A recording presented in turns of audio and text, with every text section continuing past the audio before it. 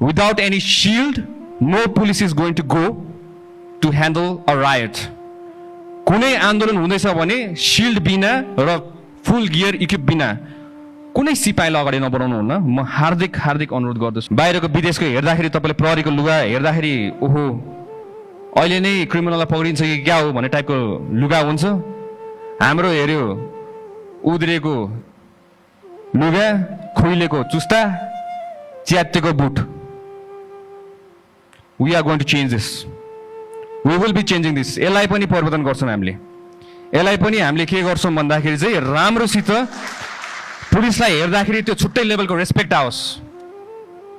STF को पनि मैले हेरिरहेको छु, तपाईको नर्मल जस्तो देखिरहेको छु मैले त्यहाँ। मेरो अगाडि हिँड्ने टिमहरु पनि अलि हेर्दाखेरि पनि हेरोस् देखोस् न तपाईको ओहो एसटीएफ खतरा पुलिसहरु रहेछ। उहाँहरु त फुल्ली ट्रेन्ड, इक्विप्ड।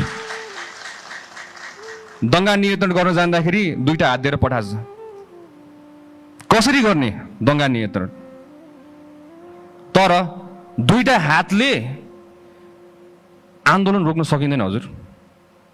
हामीले माथिबाट निर्देशन दिँदै गर्दाखेरि तल्लो दर्जाको हाम्रो कर्मचारीहरूले कति रिस्क बेहोरेर तपाईको अगाडि उभिनु पर्छ, ज्यान धरापमा राखेर हुनुहुन्छ।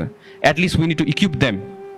तपाईको त्यही अनुसारको शिल्ड, त्यही अनुसारको बुट, त्यही अनुसारको कम्युनिकेसन च्यानल्सहरु, इक्विपमेन्ट, गियर्स, ड्रोन को थ्रुबाट तपाईको असुर ग्यासहरु हाम्रो फाल्न मिलिहाल्छ। त्यही अनुसारमा अनाउन्समेन्ट गर्न मिलिहाल्छ। This is called modern policing. So will be modernising police in Nepal from now on. अबदेखि हामीले आफ्नो संगठनलाई नयाँ मोडर्न पुलिसिङ भनेर हामीले गर्छौं, जसमा हामीले प्रविधि, स्रोत साधन सबैको युज गरेर हामीले त्यही अनुसारमा फुल फेजमा ट्रेनिङ दिएर हामीले बल्ल हामीले अगाडि बढाउँछौं।